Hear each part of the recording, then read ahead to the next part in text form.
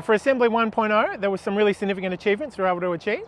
One of those was the establishment of the Treaty Authority. Then we had the Self-Determination Fund was put in place, and then we were able to agree with the state the Treaty Negotiation Framework. And those were the three elements that we were required to put in place. We also decided that it was really important to advocate for the state to establish the Yurruk Truth and Justice Commission.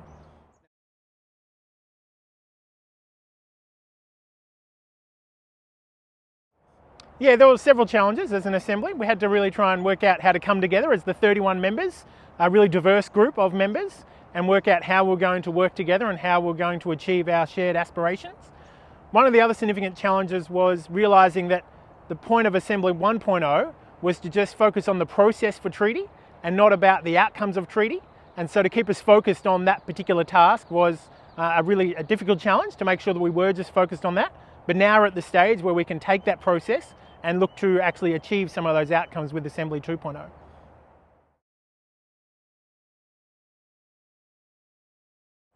Yeah, so there are some significant changes planned for Assembly 2.0 to help support getting the message out to community. One is that Assembly members are going to be greater supported to be able to take on more time to actually do the role they're supposed to do. And so that will, I think, really assist with getting out to community and talking and sharing and understanding what it is we're trying to do, but what the aspirations are of our people. And we're also planning on putting in more structures in place so that we can have dedicated forums to connect to different segments of our really important community.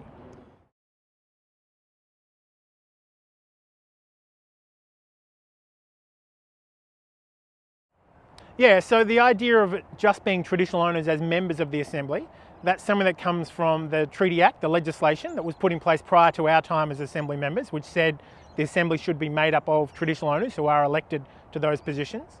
But also I think it's important to realise that treaty is about negotiating rights that we have inherently as First Nations peoples that comes from being traditional owners of this land in particular. And so that's why it is just traditional owners in the phase of negotiating the treaty, but the outcomes will absolutely affect all First Nations peoples, and that's why we have commitments within the treaty negotiation framework and with our statement of intention to ensure that we are listening to all the voices of First Nations peoples in Victoria and that their voices and their concerns are heard and are part of this treaty process.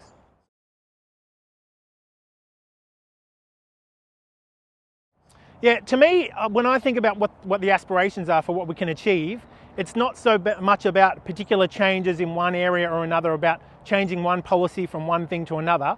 It's actually about recognising that those things that directly affect our lives as First Nations peoples, the government should no longer be making the decision about that, whatever that decision happens to be. Those decisions should sit with our community.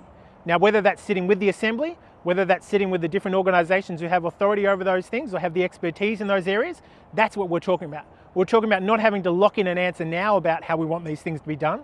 We're talking about us taking control of those decisions forever so that we can keep working the ways that we want to do it.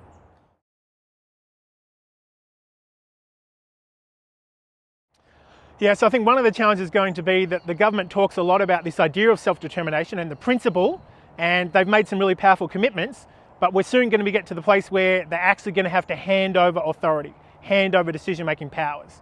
And I think that's going to make them feel a bit uncomfortable, and we're going to have to make them stick with that level of uncomfort and just go through with it and actually hand over the authority. So I think that's going to be a challenge. It's also going to be a challenge too because we are a diverse community and trying to work out what decisions we do want to make and how we want to make those. That's going to be a challenge, but I'm confident we can work through all that by continuing to have really strong dialogue and strong conversations.